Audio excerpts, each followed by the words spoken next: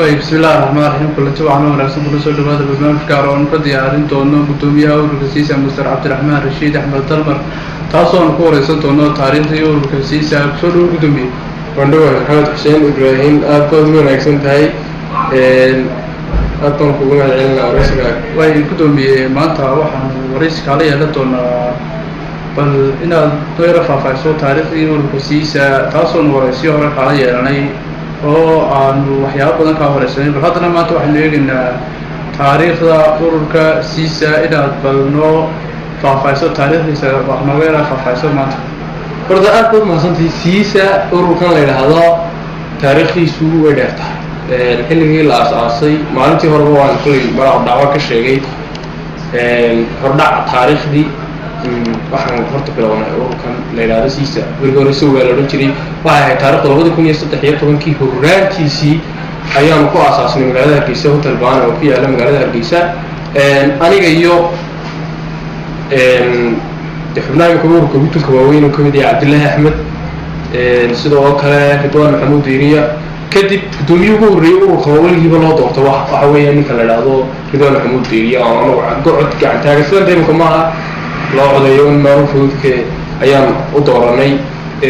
kadibna markii aan dooranay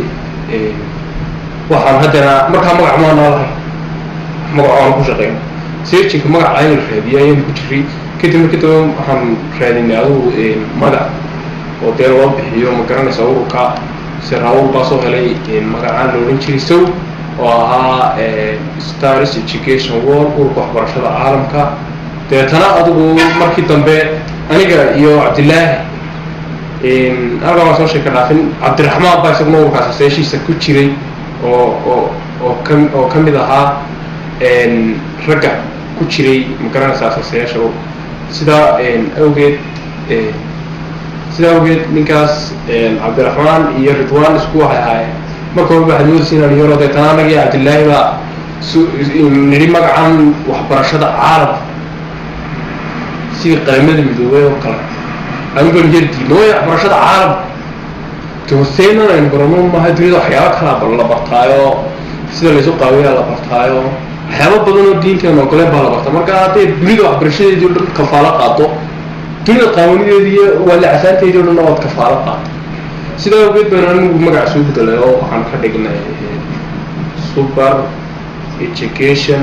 Stars Association وها أوروكا اتجاه أوروكا وحبرشة فيها سيسا وهاي تاريخ راس مرجع عن بدلي وها قدوميها عبد الله أحمد وحنا هاي لحدي بشي تضبط وبدي كل يوم صدحية توكي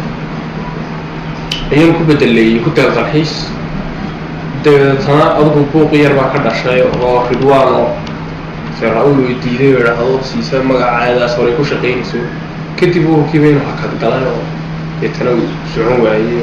سيدان كتبيني سوكم مقع يتيرا لكن تطبقنا مقعية يدي يوحي عاشقين ويلحذين أنا بوحن وباعنا هاي مقعي ناس أنا يقنا بدو كتير ليولي مقعينا ما نقبيلي بينو والميل كيبين منو عمالات مقع إيمي قدو بنينا وصاحبنا يقول رواية واحد هذين labadiina magac sida kii hore ama kan mid san labaduba waa waxaan isticmaalo sidoo geed baan ugu tigin labadii magac mid walba waa la wadaayo dee waa wax socdo oo sidii uu loo wado oo dee jira kadibna adigu hakadkii waa muskana Soomaali walba mashquulo Cabdullaahi oo isaguna jeclaa inuu dalka ka tago markuu rabo dibadda nagay iyo Cabdiraxmaan iska shaqaysan jiray Ridwaan isna iska baran jiray oo waxbarashada ku mashquulsan markaa jaamacada iyo wax ku mashquulayo wax ku mashquulayo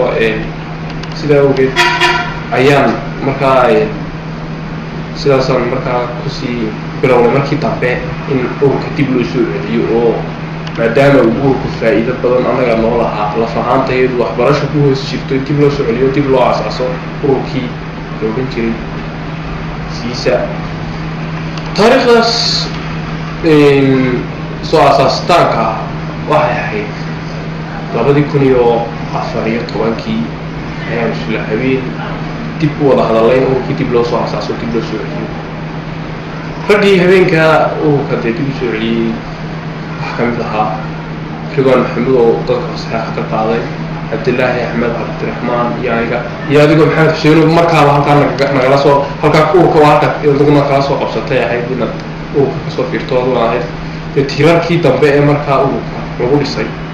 ee ururku dee siisa tiirar fara badan bay leedahay marba tiir baa lagu dhisay tiirarkii hore lagu bilaabay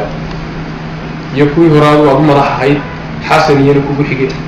wada ragga imika maanta haddana siisa haddana xasan iyo dee edib jirin siisa ma shaqayseeno siisa waxay noqon lahayd wax kale oo si kala taariikhda halkaa markii lagu aasasay waxaa isku go-aansaday in dastuurkii iyo sharcigii urku yaalana dib lasoo loo eego waxbarashada urkiyo iyadana dib loo eego waxyaabo badan oo markaa adigu lays odhan karayay waxbaa ka khaldanaa dib loo halkii baa laskala qabsaday ururkii magacan siisa ayaa lasku ogolaaday dhammaan heshiis saxiixa warqad saxiixa wanaya dee way taarikhda weynaga qorayna war ku dari doonaa ayaa markaa laisla magaranaysaa qaatay kadibna halkiibaa ay siisa noqotay dee ha kaba qabanin ilaa halkaa imkin marano dee noqonaysa taariikh aada fog oo dee maalinba maalin ah kadib dee marba nin culasid ugu soo kordhayay oo ugu horreeyay raggii dambe ee kusoo kordhay xasan maxamed inala jooga ninkii loola jiray xaamid sidoo kale waxaa kusoo biiray maxamuud sidoo kale waxaa kusoo biiray ayaanle waxaa kaloo kusoo biiray dee raggii kale faraha badnaa ee kamid ahaa shabeel iyo ragyaa kale aad tiro badan dee imikaba ee rag ka mid ku jira marka siisa taariikhdaas saasuu leeyahy oo aada u tiro badan oo aada u dheer oo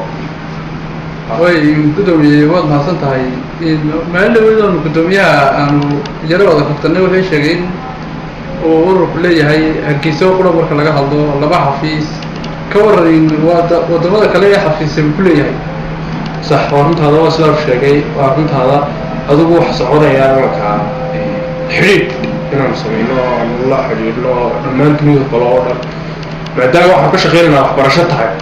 dunidana halka wax laga jecel yahay waa ururku wuxuu ka shaqeeyaa waxaanu ka shaqeyn baa la isweydiiya waxaan ka shaqeynaa waxbarashada cid kuwaaminsa ma jirto dunida meel kastoo joogto